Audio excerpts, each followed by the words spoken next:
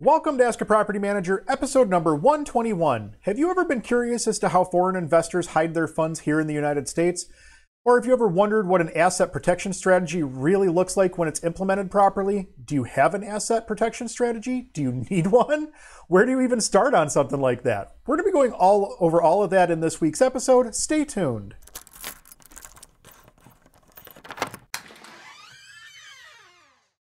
So today we're going to be talking about asset protection and how the Russian oligarchs have managed to hide a ton of capital here in the good old US of A. And by the way, the article that we're looking at today really does focus on Russia because of what's going on in Ukraine right now, but this is not strictly a Russian issue. This happens with investors from all over the world: China, Japan, Cyprus, Israel, all over the world. It's every country where you have foreign investors that are putting money into the United States. And really, it's even with some investors here who have very, very good asset protection strategies as well. But what we're going to do is go ahead and jump right into this article from from NBC News. Russian money flows through U.S. real estate. This is a little bit longer article, but it's definitely worth it. And we're going to get into some asset protection strategies on the back end. As President Joe Biden vows to punish Russia with financial sanctions by seizing yachts, mansions, and other assets, members of the real estate community and lawmakers are skeptical about how successful he'll be at getting access to the money Russians have been pouring into real estate for decades. From Sunny Isles, Florida to Cleveland and high-rises in Manhattan, post-Soviet oligarchs' money has poured into big cities and the heartland in recent decades with little recourse. That's because there's very little the government can do to find out who owns what real estate in the United States, which become a destination of choice for money launderers throughout the world, said Louise Shelley, the director of Transnational Crime and Corruption Center at George Mason University, who has been an expert witness about how Russian money is laundered through real estate. At a minimum, from cases reported in the last 5 years, more than $2.3 billion has been laundered through U.S. real estate, including millions more through other alternative assets like art, jewelry, and yachts, according to a report in August by Global Financial Integrity, a nonprofit group that researches illicit money flows. In 2020, Congress passed legislation to empower the Treasury Department to stop tax evaders, kleptocrats, and terrorists and other criminals from using anonymous shell companies to hide and launder assets, including those in real estate. It required companies to self-report to the Treasury Department certain basic information, including the asset's true owners. The information will be in a database for law enforcement, national security officials, and financial institutions. There's not enough teeth into regulations in terms of making realtors report, Shelley said, and there's not been enough emphasis on commercial real estate. It's all about oligarchs buying real estate for themselves. While European countries have long had similar requirements, the latest legislation is a departure from the U.S.'s long-standing approach to private companies and disclosure requirements. Still, the Treasury Department's Financial Crime Enforcement Network is working on the final regulations necessary to activate the network. But it addresses only part of a much bigger problem. Experts say that oligarchs can benefit from major disclosure loopholes in private equity and luxury goods. There's this misunderstanding that you can just go out and seize these mansions, seize these yachts. For so many of them, it's a complete black box, said Casey Michael, the author of American Kleptocracy: How the U.S. Created the World's Greatest Money Laundering Scheme in History. The U.S. provided all the tools of anonymity the oligarchs needed, he said, and there's no immediate action Biden can take to fix it. Russian money has been pouring into the United States since the dissolution of the Soviet Union. In 1999, Richard Palmer, who was the CIA's Moscow embassy station chief, warned in congressional testimony that Russian kleptocrats and KGB officials had poured billions of dollars into private accounts across Europe and the United States in the dying days of the Soviet Union. He said that after passage in 2001 of the Patriot Act, which required disclosure of major banking transactions, much of the money was shifted into real estate property and luxury goods hidden through shell companies. It has been a challenge for governments and academics trying to measure the scope of the wealth. By 2015, Gabriel Zuckman, the director of the Stone Center on Wealth and Income Inequality at the University of California, Berkeley, estimated that 52% of Russia's wealth was held outside the country. The Treasury Department maintains a report on oligarchs and parastatal entities of the Russian Federation, While the list of 96 oligarchs is public, there's also a much longer classified version that includes a deep dive into the finances of the oligarchs and entities, including their sources of income and exposure to the U.S. economy. During the real estate boom in 06 and 07, Russians flocked to Manhattan to buy up properties. They bought up floors at the Plaza Hotel and logged record sales at at the Time Warner Center and 15 Central Park West. They also eventually attracted the attention of law enforcement. In New York, Russian oligarch Oleg Deripaska, an ally of Russian President Vladimir Putin, whose name has been repeatedly raised in investigations involving Russia and former President Donald Trump, was linked to a home in the Greenwich Village neighborhood of Manhattan, even though he's not come to the U.S. in years, the Washington Post reported. He was also connected to a home in Washington, D.C., through a Delaware incorporated company. The FBI raided both properties in October. Calls to the former lobbying firm, which ended its contract with him last week, were not returned. On Telegram, Deripaska denounced the war, saying, "The world is very important. Negotiations need to start as soon as possible." After buying in New York City, Jackie Teplitsky, the managing partner of Teplitsky Dunayer team with the real estate brokerage Element, who sold dozens of apartments in Manhattan and Miami to Russian buyers in 06 and 07, said the Russian buyers then turned their attention to Florida. A 2017 Reuters review found at least 63 people with Russian passports or addresses had bought at least $98.4 million worth of property in 7 Trump-branded luxury towers in southern Florida. Found that at least 703 owners of the 2,044 units in 7 Trump buildings, or about 1/3, were LLCs, which can mask the identity of the property's true owners. Alan Garten, the chief legal officer for the Trump Organization, told Reuters at the time that it was an overblown story. Over the years, such purchases, along with the broader investments Russians have made, have proven more difficult to trace. More broadly, Teplitsky noted that most Russian buyers she has worked with have turned the cash they originally brought from Russia into what the government would characterize as legitimate investments, even beyond real estate. These are very smart people.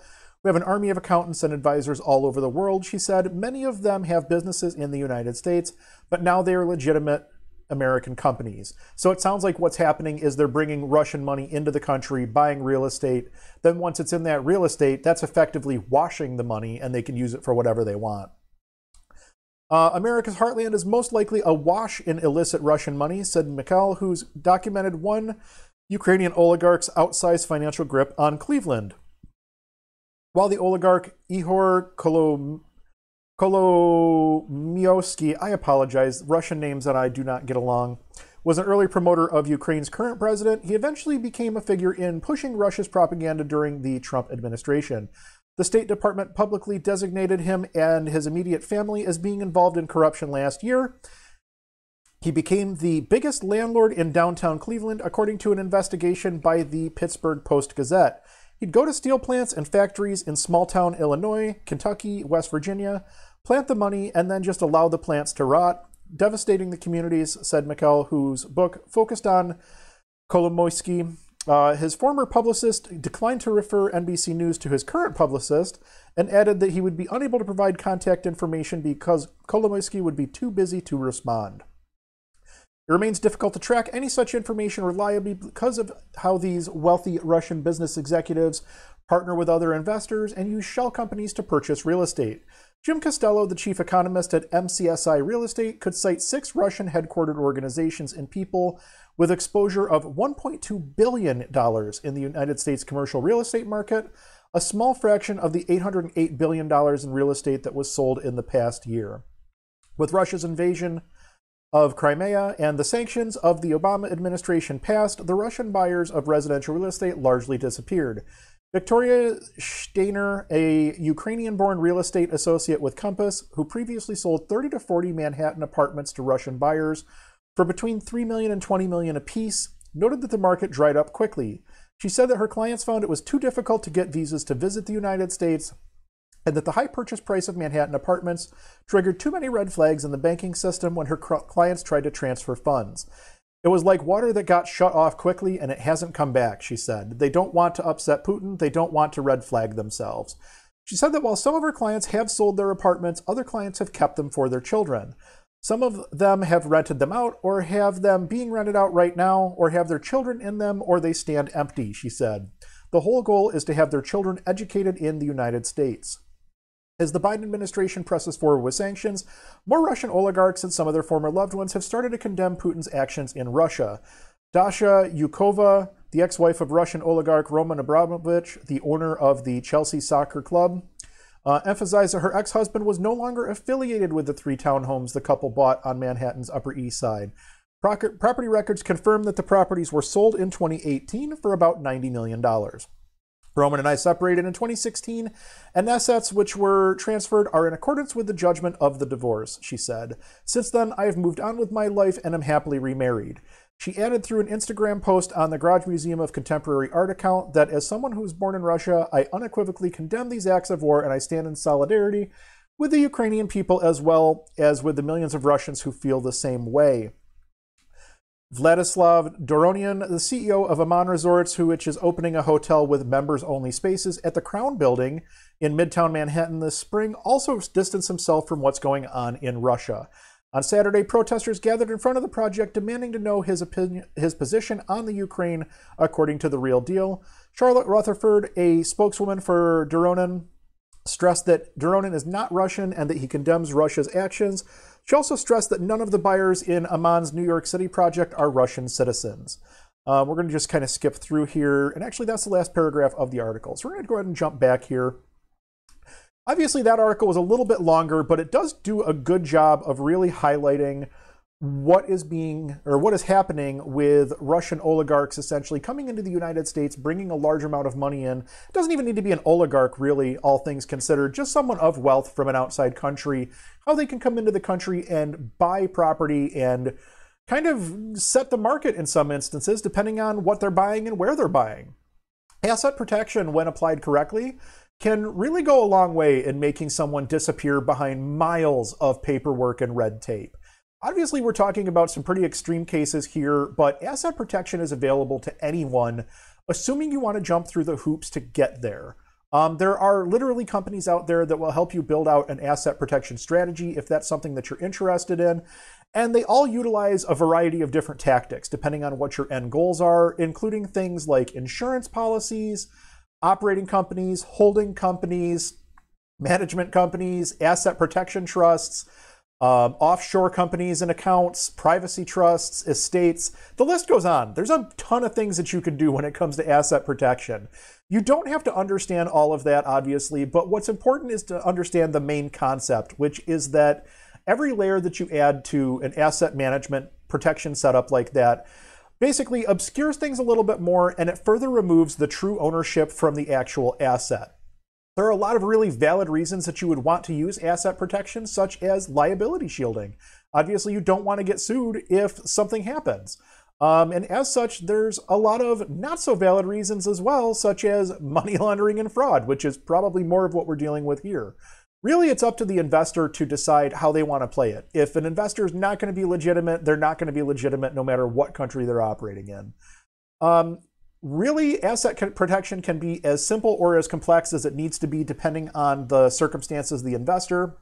So for instance, if you have an insurance policy on your rental and you have a personal liability umbrella on yourself as a person, you already have the start of an asset protection program. You already have the start of that asset protection strategy.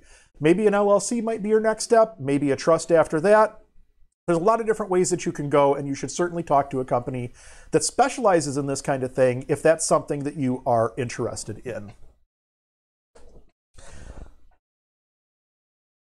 So what do you think? Is asset protection something that you need to put in place? Is it something you've been thinking about? Is it something you already have in place?